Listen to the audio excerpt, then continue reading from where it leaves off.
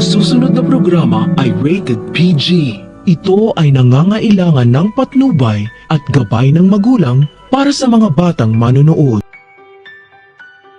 Kahit bagong taon na, hindi pa rin talaga nagbabago si Doc Carlos dahil mukhang mainit pa rin ang dugo niya kay Annalyn dahil hindi niya pinermahan ang pagpapadala nito sa Japan.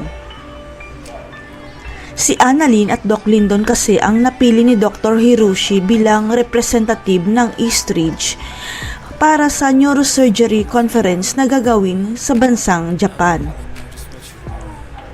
Pero ayaw ni Doc Carlos na permahan ang slot para kay Annalyn dahil sa isip niya na lilipat naman si Annalyn sa Apex kahit hindi pa naman nakapagdesisyon si Annalyn na lumipat. Advance lang talaga itong mag-isip si Carlos dahil akala niya lilipat na kaagad si Annalyn sa Apex pero nang tanungin niya ito, tatapusin pa ni Annalyn ang residency niya sa Eastridge. Kaya nang napagtanto ni Doc Carlos na mali ang iniisip niya, nagpalusot ito na gusto niyang patunayan at paghirapan ni Annalyn ang slot para ipresenta ang Eastridge Hospital sa Japan. Ang gusto ipalabas ni Doc Carlos na ayaw niya isipin ng iba na ipapadala niya si Annalyn sa Japan dahil stepdaughter niya ito pero ang totoo, naiinggit lang siya kay Annalyn. Kaya hindi mapigilan ni Annalyn na mainis dahil namemersonal na si Doc Carlos.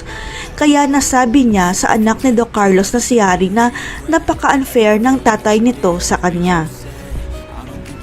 Hanggang sa magulat na lang si Annalyn at Doc Lyndon dahil pinapascrub out sila ni Doc Carlos sa OR dahil silang dalawa pala ang ipapadala ng Eastridge papuntang Japan. Hindi talaga makapaniwala si Annalyn dahil ang akala niya hindi pinermahan ni Doc Carlos ang slot niya pero ang mas ikinatuwa ni Annalyn pati si Lynette makakasama niya sa Japan. Ang hindi alam ng lahat, nagsumbong pala si Doc Katie sa totoong may-ari ng Eastridge dahil alam niyang wala ng pag-asa para ibigay ni Doc Carlos ang slot pa Japan kay Annalyn.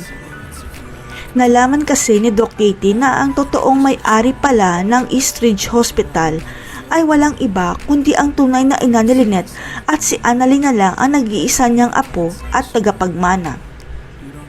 Kaya sikretong pumunta si Doc Katie sa may-ari ng Eastridge at isunumbong ang ginawa ni Doc Carlos sa apo niyang si Annalyn kaya nagalit ang totoong may-ari ng Eastridge.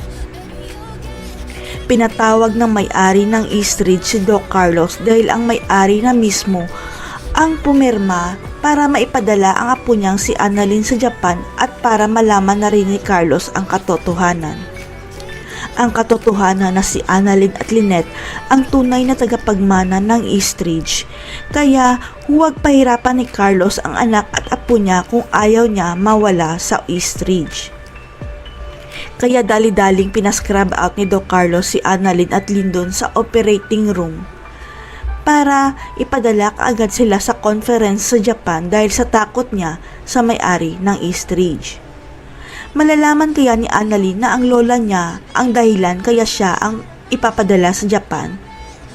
Pinakasalan kaya ni Carlos si Lynette dahil nalaman niya na sila pala ang may-ari ng Eastridge? Abangan.